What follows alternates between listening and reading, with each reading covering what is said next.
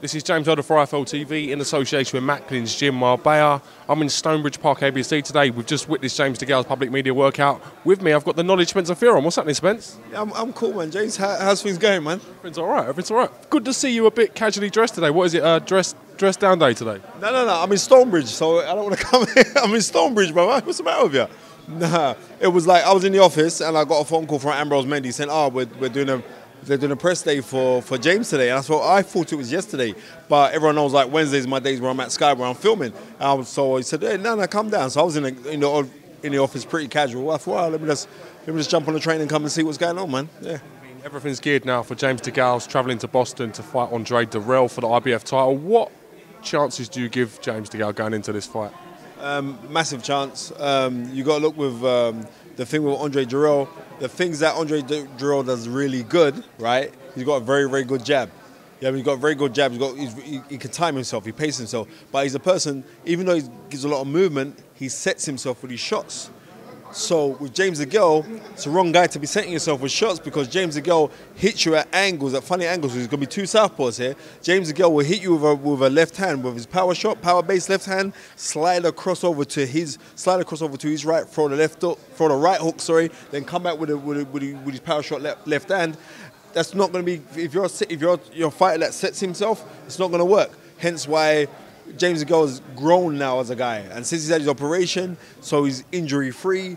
I see a guy who believes in himself, who's matured a lot, and I believe would do the business. I reckon he will stop Dirrell in about 8 rounds.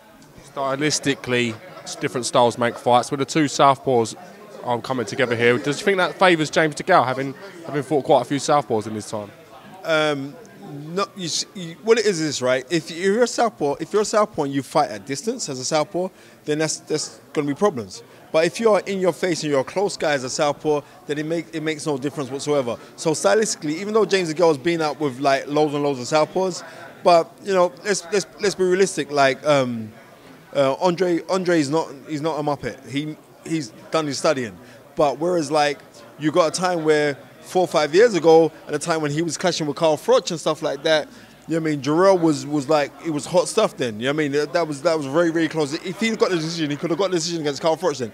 The total difference in here is like, James DeGALE is not a stationary fighter.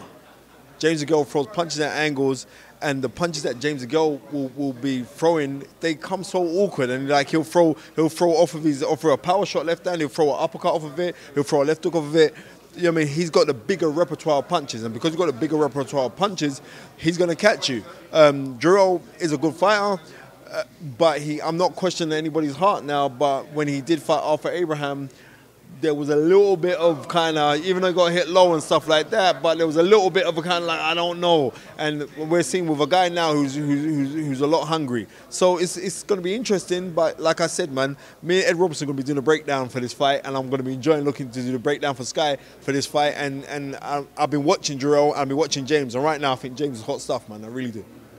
I mean, what can James DeGALE do out there to make sure he comes home with the IBF world title, in your opinion? What tactics can he implement from the first bell to really stamp his authority on this fight, Spencer? Yeah, I like the way that you guys are getting technical because you're talking to me. That's really cool, right? I would say that everything's going to come off of the jab. It's going to come off of the jab, but it's going to come off who can land with their power shots first and who can earn that respect. That's why I think the fight will go a little bit longer. Like some guys, like some guy like Matt Hamilton knows his stuff. He came up to me and said, "I think this fight's going to go 5 rounds." No, I don't think it's going to go 5 rounds. I think it's going to go a bit later than that, 8, 9 rounds. But I'll say 8 rounds. Stylistically, what James would have to do is pop his jab, but he don't have to pop the jab to the head. He'll need to pop his southpaw jab off of his right hand to the chest of Dirrell to line him up. So you know, like as his power shot left hand comes, he's going to come in a little bit shorter. So it comes in a little bit short, but he's going to angle it. So he's going to come in high, crack that chin, and just box, wear him down. You know what I mean? Pushing around, and you see like James does that. Like James will do a move like he's on you, and he'll spin you around, hold you, and he can spin you and then throw you onto his power shot off his left hand. Interesting fight, but James DeGALE all the way, man. The jab's going to be the key. Do you think we're expecting the same Dirrell we saw in the Super 6? A lot of times passed since then. Do you think that was kind of his peak and his pinnacle? I would believe so. He's had performances now, was it 5 fights since coming back against relatively guys we don't know. And the greatest thing now, we just go on BoxRec to see who you fought from, who you haven't fought. He hasn't been in with anybody who's been top 10 ranked. So he's there because of past accomplishments. He's not there for anything that he's done right now. So he's there because of past accomplishments. And yeah, so it's gonna be one of those things where who can impose their will the best. And I believe right now everything will be geared at throwing at James DeGALE, because he's the one that's been #1 contender for a hot minute. In the WBC, he's been ranked very high. Now he's got the shot at the IBF. I think he knows within himself that I want it. And the mere fact that he's leaving out, the fight's what, 3 weeks away, 3 weeks away now. And the mere fact that he's leaving Sunday, that shows that no stones unturned. He's on it. He's on it. Last question: Ed Robinson or Ed Draper? You choose. Why are you trying to put me on the spot? All right, I'm going to tell you who I'm going to choose. The person that I choose, I'm going to choose Ed.